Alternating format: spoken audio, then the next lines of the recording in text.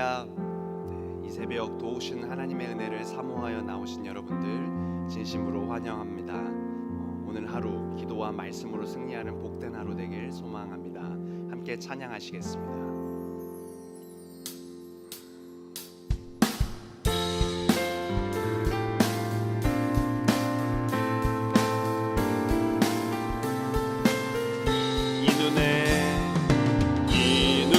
아무 증거 아니 배어도 믿음만을 가지고서 늘 걸으며 이 귀에 아무 소리 아니 들려도 하나님의 약속 위에 서리라. 걸어가세 믿음 위에 서서 나가세 의심 버리고 걸어가세 믿음 위에 서서 눈과 귀에 아무 증거 없어도 이 눈이 보기에는 어떠하든지 이미 얻은 증거대로 늘 믿으며 이 맘에 의심 없이 살아갈 때에 우리 소원 주 안에서 이루리. 걸어가세 믿음 위에 서서 나가세 의심 버리고 걸어가세 믿음 위에 서서 눈과 귀에 아무 증거 없어도 주님의 거룩함을 두고 맹세한 주 하나님 아버지는 참 이쁘다. 모든 약속 믿는 자에게 능치 못할 무슨 일이 있을까. 걸어가세 믿음 위에 서서 나가세 의심 버리고 걸어가세 믿음 위에 서서 눈과 귀에 아무 증거 없어도.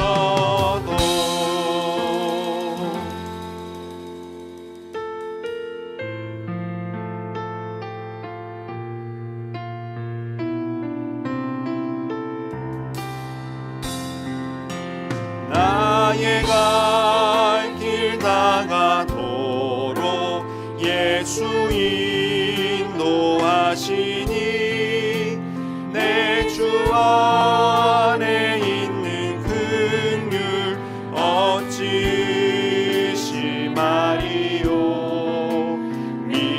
믿음으로 사는 자는 하늘 위로 받겠네. 무슨 일을 만나든지 만사형통하리라. 무슨 일을 만나든지 만사형통하리라. 나의 갈 길 다가도록 예수 인도하시니 어려운 일 당한 때도 족한 은혜 주시네. 나는 심히 고단하고 영혼 매우 가난하. 나의 앞에 반석에서 샘물 나게 하시네. 나의 앞에 반석에서 샘물 나게 하시네. 나의 갈 길 다가도록 예수 인도하시니 그의 사랑 어찌 큰지 말로 알 수 없도다.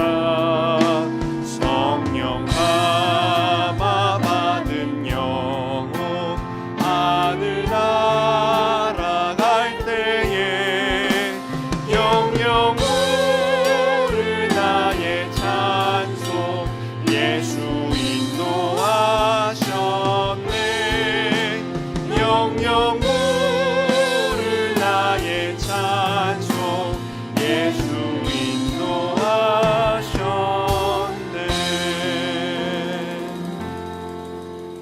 새벽에 나라와 민족을 위해 함께 기도하길 원합니다. 코로나로 신음하고 있는 이 나라와 민족을 고쳐 주옵소서. 나라를 이끌어가는 위정자들 하나님을 경외하게 하옵소서. 분단된 한반도의 막힌 담을 속히 허무시어 복음으로 평화통에 이르게 하옵소서. 또 생각나시는 기도 제목을 갖고 나라와 민족을 위해 통성으로 기도하시겠습니다. 하나님 아버지, 이 새벽 나라와 민족을 위해 기도하길 원합니다. 하나님, 코로나로 신음하고 있는 이 나라와 민족을 긍휼히 여겨 주옵소서. 이 백성을 긍휼히 여겨 주옵소서. 하나님, 더 이상 어떻게 해야 될지 모르고 또 우리가 많은 일들로 인하여서 지쳐있는 상황입니다. 성령 하나님, 속히 우리를 고쳐주시어 하루속히 일상으로 돌아가도록 주님 우리를 붙잡아 주옵소서. 주님, 나라를 이끌어가는 위정자들, 성령 하나님, 하나님을 경외하며 백성들을 두려워하는 그런 지도자들 되게 하여 주옵소서.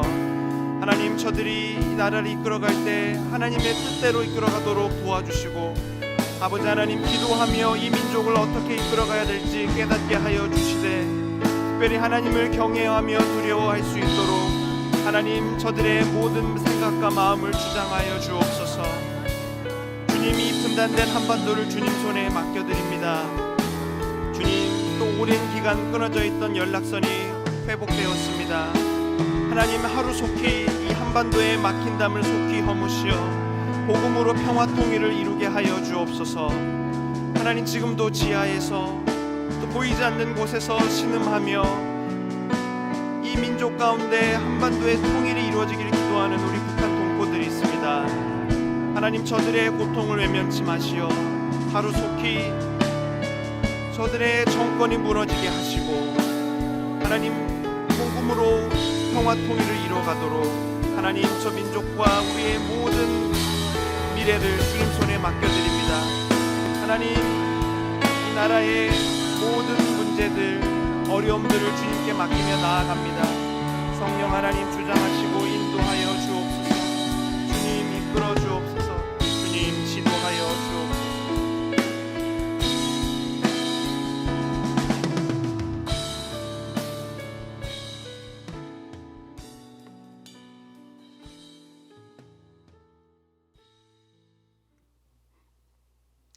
오늘 우리에게 주신 하나님의 말씀은 시편 99편의 말씀입니다.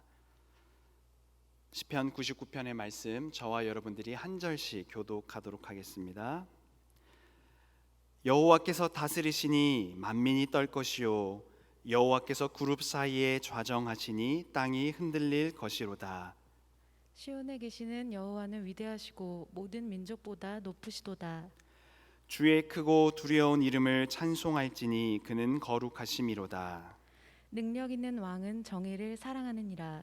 주께서 공의를 견고하게 세우시고 주께서 야곱에게 정의와 공의를 행하시나이다. 너희는 여호와 우리 하나님을 높여 그의 발등상 앞에서 경배할지어다. 그는 거룩하시도다. 그의 제사장들 중에는 모세와 아론이 있고 그의 이름을 부르는 자들 중에는 사무엘이 있도다. 그들이 여호와께 간구하매 응답하셨도다. 여호와께서 구름 기둥 가운데에서 그들에게 말씀하시니 그들은 그가 그들에게 주신 증거와 율례를 지켰도다. 여호와 우리 하나님이여, 주께서는 그들에게 응답하셨고 그들의 행한 대로 갚기는 하셨으나 그들을 용서하신 하나님이시니이다. 너희는 여호와 우리 하나님을 높이고 그의 성산에서 예배할지어다. 여호와 우리 하나님은 거룩하심이로다. 아멘. 성경에서 제일 긴 책인 시편을 우리가 새벽마다 살펴보고 있는데요. 벌써 99편까지 왔습니다. 제일 긴 책인 만큼 그 내용도 참 다양합니다. 이 시편 150편을 우리가 이해하기 편하게 구분해 볼 수 있는데요. 대표적으로 하나님을 찬양하는 찬양시가 있습니다. 또 하나님께 감사를 올려드리는 감사시도 있고요. 또 찬양시와 감사시 못지않게 비중을 차지하고 있는 게 우리의 인생의 어려움, 고난을 하나님께 호소하는 탄원시, 탄식시가 있습니다. 또 우리의 죄를 자백하는 참회시도 있습니다. 그 중에서 오늘 시편 99편은 지난주 새벽부터 살펴보고 있는 시편 95편부터 내일까지 살펴볼 100편과 더불어 찬양시, 특별히 그 중에서도 신정시에 해당하는 시입니다. 신정시, 말이 조금 어려운데요. 신자에 정치 정자를 쓰는 건데, 한마디로 하나님의 통치하심, 하나님의 다스리심에 대해 찬양하고 노래하고 있는 시가 바로 신정시입니다. 특별히 이 신정시가 우리에게 의미가 있는 것은 신앙의 본질과 핵심이 되는 하나님에 대해 생각할 수 있게 하기 때문입니다. 다시 말해, 하나님은 어떠한 분이신지, 또 우리가 왜 하나님께 찬양하고 예배해야 되는지에 대해 진지한 고민을 하도록 우리를 돕습니다. 이러한 흐름에서 시편 99편은 하나님의 가장 대표적인 성품인 거룩하심에 대해 이야기하고 있습니다. 거룩하신 하나님, 우리가 기도나 찬양을 통해 이 거룩하신 하나님에 대해 많은 이야기들을 할 때가 있습니다. 그런데 우리가 너무 흔히 또 자주 사용하다 보니 이 거룩하신 하나님에 대해 어떤 구체적인 의미라든지 생각 없이 사용하는 경우가 많이 있습니다. 오늘 이 시편 99편을 통해 정말 이 거룩하신 하나님은 무엇을 의미하는지 함께 말씀을 살펴보길 원합니다. 오늘 시편 기자는 3번씩이나 반복하면서 하나님이 어떠한 분인지 우리에게 소개해주고 있습니다. 먼저 3절을 보시면 주의 크고 두려운 이름을 찬송할지니 그는 거룩하심이다 말하고 있습니다. 또 5절에서도 너희는 여호와 우리 하나님을 높여 그의 발등상 앞에서 경배할지어다 그는 거룩하심이다 라고 말하고 있습니다. 마지막으로 9절에서도 너희는 여호와 우리 하나님을 높이고 그 성산에서 예배할지어다 여호와 우리 하나님은 거룩하심이로다 고백합니다. 그렇습니다. 이 시편 99편의 핵심 메시지는 하나님은 거룩하시다, 거룩하신 분이다 입니다. 하나님의 여러 속성들이 있어요. 사랑의 하나님, 은혜의 하나님, 또 자비의 하나님, 이러한 많은 하나님의 성품들이 있지만 그 중에서 거룩하신 하나님은 하나님의 속성을 대표하는 가장 큰 특징이라 말할 수 있겠습니다. 그렇다면 하나님이 거룩하시다, 이것이 과연 무슨 뜻일까요? 우리가 앞서 설교의 도입에서도 이야기했듯이 우리는 어떻게 보면 이 거룩하신 하나님에 대한 구체적인 의미를 모르고 사용하는 경우가 있습니다. 이 거룩하신 하나님이 정말 무슨 의미인지, 또 우리의 삶과는 어떤 관련이 있는지 우리가 함께 고민해 볼 필요가 있습니다.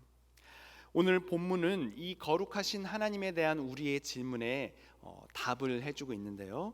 함께 본문 4절을 읽어보도록 하겠습니다. 능력 있는 왕은 정의를 사랑하시느니라.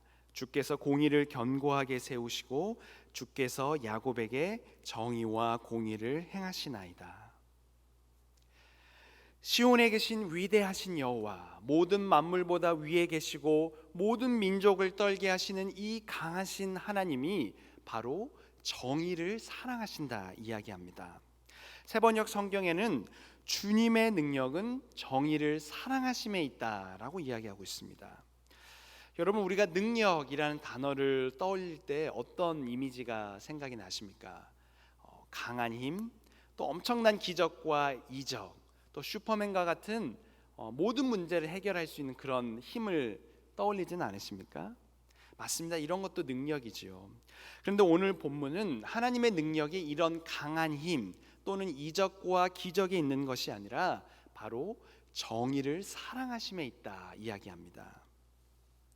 하나님의 능력이 이런 강한 힘, 기적에 있는 것이 아니라 정의에 있다라고 오늘 성경이 이야기하는 것도 의아한데, 특별히 이 정의를 사랑하심에 있다라고 표현하고 있습니다.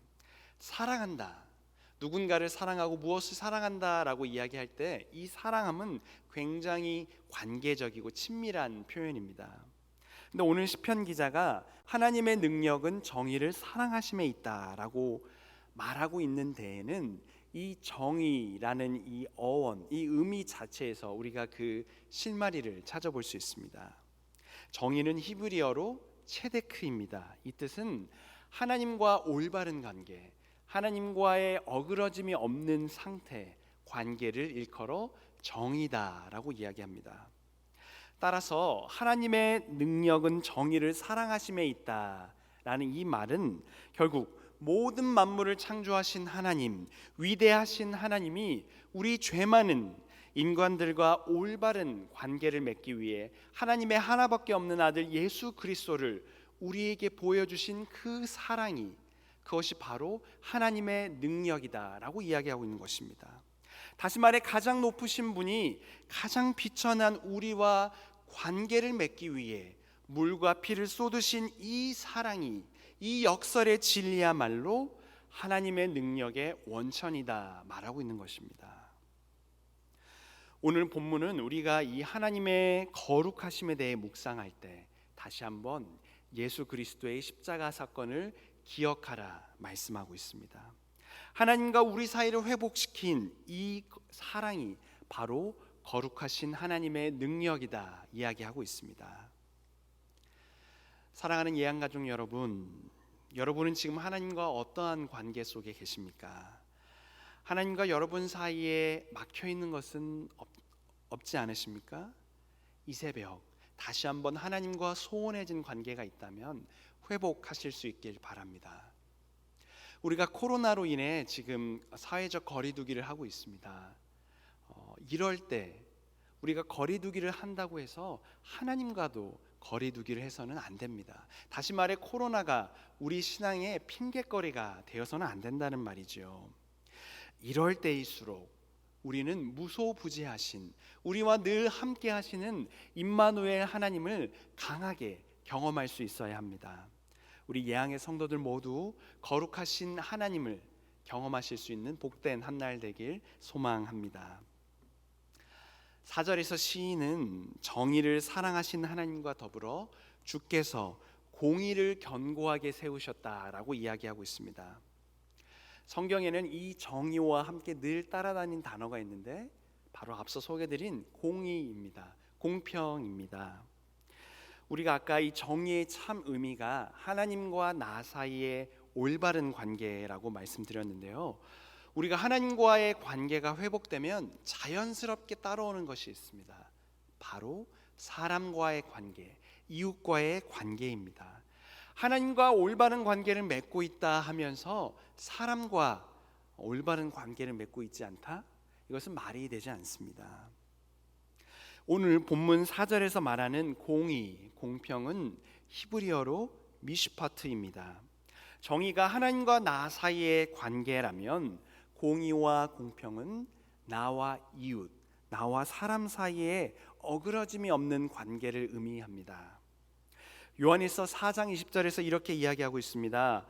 누구든지 하나님을 사랑하노라 하고 그 형제를 미워하면 이는 거짓말하는 자니 보는 바 그 형제를 사랑하지 아니하는 자는 보이지 않는 하나님을 사랑할 수 없느니라. 말씀처럼 하나님 사랑과 이웃 사랑은 떼어놓고 생각할 수 없습니다. 어느 것이 더 중요하고 우위에 있는 것이 아니라 하나님 사랑이 이웃 사랑이요, 이웃 사랑이 바로 하나님 사랑인 것입니다. 사랑하는 여러분, 이처럼 정의와 공의는 거룩하신 하나님을 이해하기 위한 가장 핵심적인 두 기둥입니다. 우리가 거룩하신 하나님에 대해 묵상할 때 쉽게 이해할 수 있는 방법이 바로 십자가를 떠올리는 것입니다. 여러분, 십자가가 어떻게 구성되어 있습니까? 긴 세로축이 있고요, 또 가로축이 있죠. 이 세로는 하나님과 우리 사이의 수직적 관계인 정의를 의미합니다. 또 가로는 나와 이웃 사이의 수평적 관계, 공의를 의미합니다. 이 정의와 공의의 핵심, 중심에는 바로 그리스도의 사랑, 십자가의 보혈이 있음을 깨닫습니다. 바라기는 우리 예양의 성도님들 모두 이 십자가 그 사랑을 마음 깊이 품음으로 하나님과 이웃과의 올바른 관계 속에서 거룩하신 하나님을 경험하실 수 있길 소망합니다. 우리가 거룩하신 하나님을 매일의 삶 속에서 경험하기 위해서는 이처럼 하나님과는 물론 이웃과의 관계에서도 바르게 해야 함을 깨닫게 되었습니다. 이 말은 반대로 깨어진 관계, 어그러진 관계성 안에서는 거룩하신 하나님을 경험하기 어렵다라는 뜻입니다. 그렇다면 이 거룩하신 하나님이 드러나기 어렵게 만드는, 다시 말해 관계를 단절시키고 끊어지게 하는 가장 제1의 요인은 무엇입니까? 가장 큰 원인은 무엇입니까? 바로 죄입니다. 아담과 하와를 한번 생각해 보십시오. 죄가 들어오자마자 제일 먼저 한 행동이 무엇입니까? 하나님과의 관계를 단절시키는 일입니다. 하나님은 분명 선악과를 먹는 날에는 반드시 죽는다라고 이야기했지만 하와는 이를 죽을까 하노라라고 이렇게 살짝 바꿔버립니다.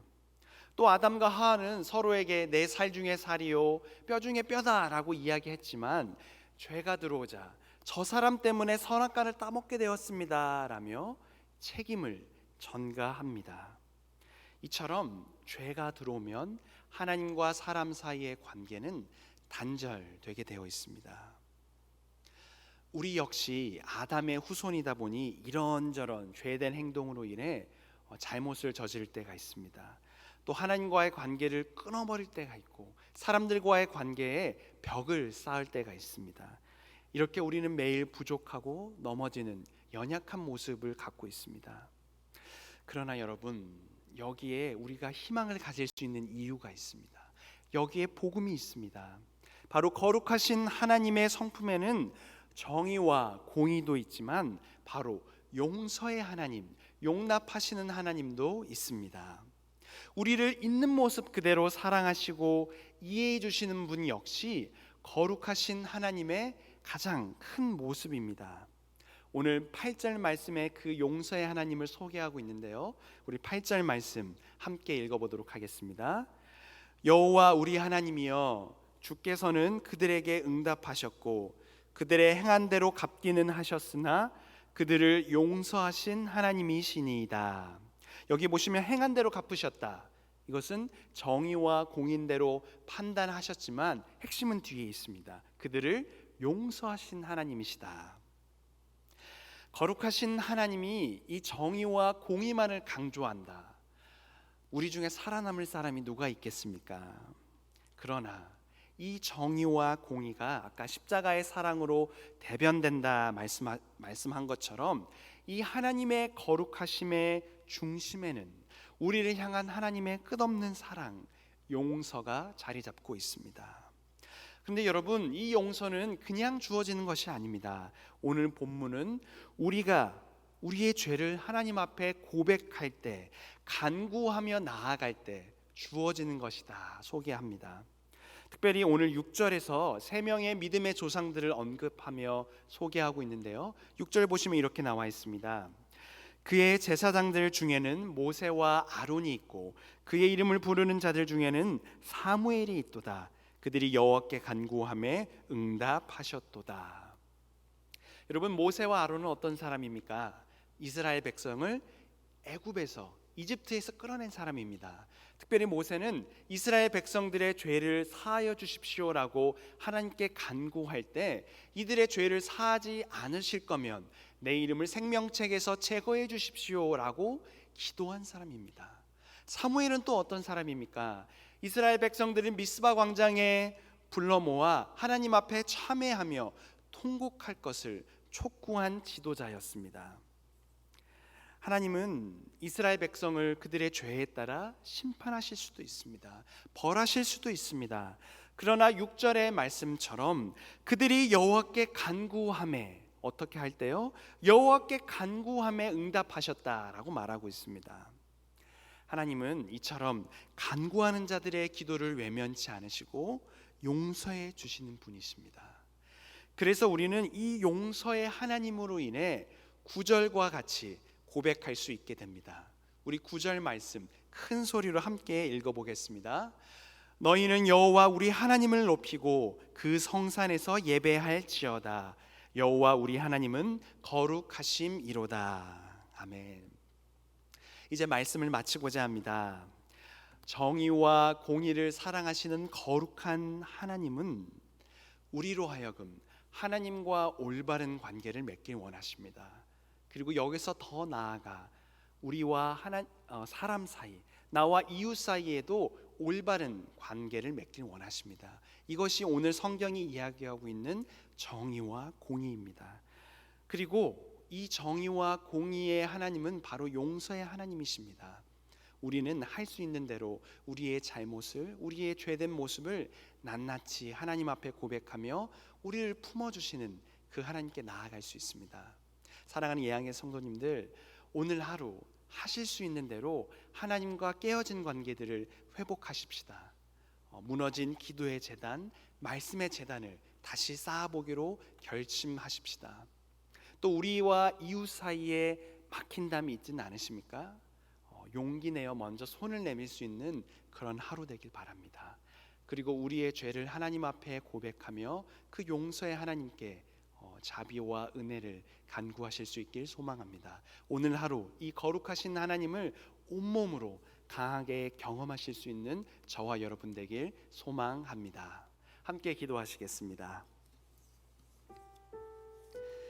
이 시간 기도하실 때 오늘 주신 말씀 기억하시며 기도했으면 좋겠습니다. 거룩하신 하나님의 핵심에는 정의와 공의가 있습니다. 이것은 단지 우리가 도덕적으로 윤리적으로 바르게 사는 것의 의미를 뛰어넘어 하나님과의 올바른 관계를 의미하는 것입니다. 사람과 이웃 사이의 바른 관계를 의미하는 것입니다. 오늘 하루 하나님과 소원해진 관계들, 깨어진 관계가 있다면 다시 한번 회복하십시다. 또 사람들과 사이에 막힌 담이 있다면 그리스도의 사랑으로 허무십시다. 또 용서의 하나님 앞에 우리의 죄를 낱낱이 고백함으로 우리를 품어주시고 용납하시는 그 거룩하신 하나님을 경험하십시다. 이 새벽 주신 말씀 기억하면서 또 여러분들의 각자의 기도 제목을 주님 앞에 올려드리며 함께 통성으로 기도하시고 자유롭게 돌아가시겠습니다. 주여 한번 외치고 기도합니다. 주여, 하나님 감사합니다. 이 새벽 우리를 통하여 거룩하신 하나님에 대해 다시 한번 생각하게 하신 그 은혜와 사랑에 감사와 찬양을 올려드립니다.